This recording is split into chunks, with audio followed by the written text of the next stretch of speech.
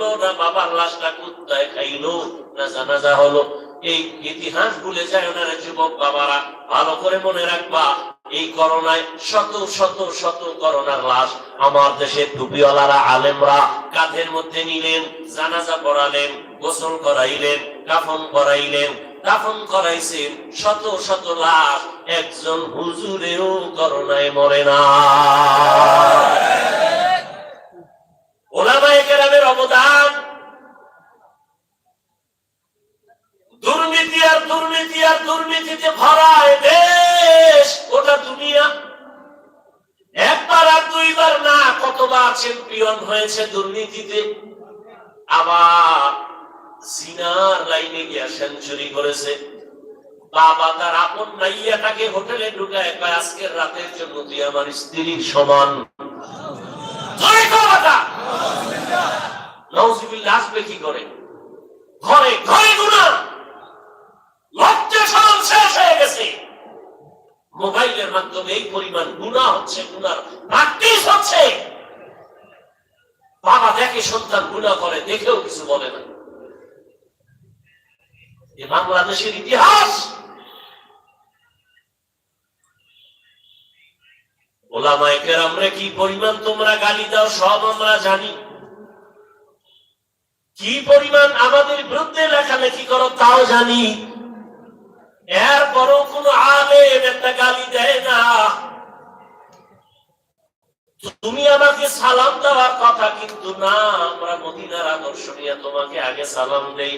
তোমার মনটা বড় বেজার, আমরা ওদিকে না তাকাইয়া হাসি মুখে সালাম দেই।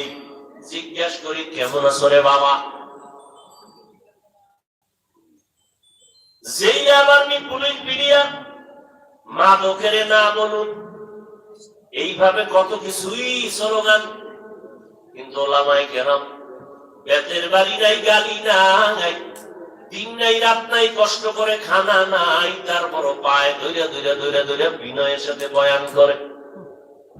তাবলীগওয়ালারাও বয়ান করে, পীর সাহেবরাও বয়ান করে, মসজিদের খতিবরা, আমরা ওলামায়ে কেরাম পায়ে ধরে ধরে ধরে ধরে বিনয়ের সাথে কথা বলি। রে বাবা, কি বলি বয়ান করিয়া?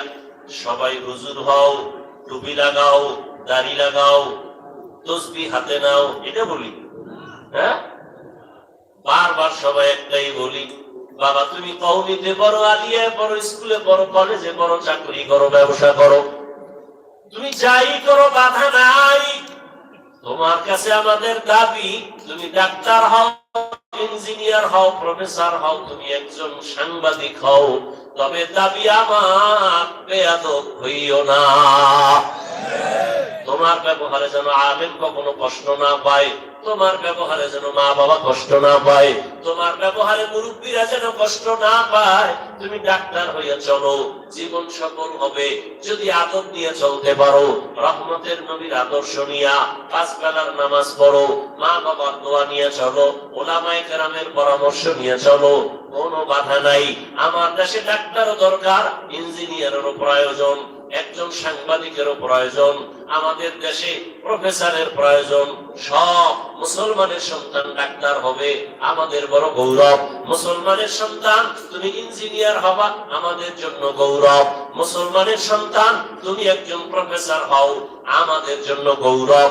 তবে বেয়াদব হবা, এটা আমাদের জন্য অভিশাপ। এটা গৌরব না রে বাবা, সাবধান। বিনয়ের সাথে বলছিলি যুবক, 1000 বছর আগে যুবকদের জন্য নবী কত মুহাব্বতের আওয়াজ দিলেন।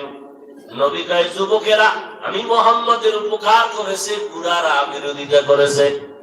এই মানের বুড়ারা, আবু জাহিল নবীর দুশমন বুড়া, আবু লাহাব নবীর দুশমন বুড়া।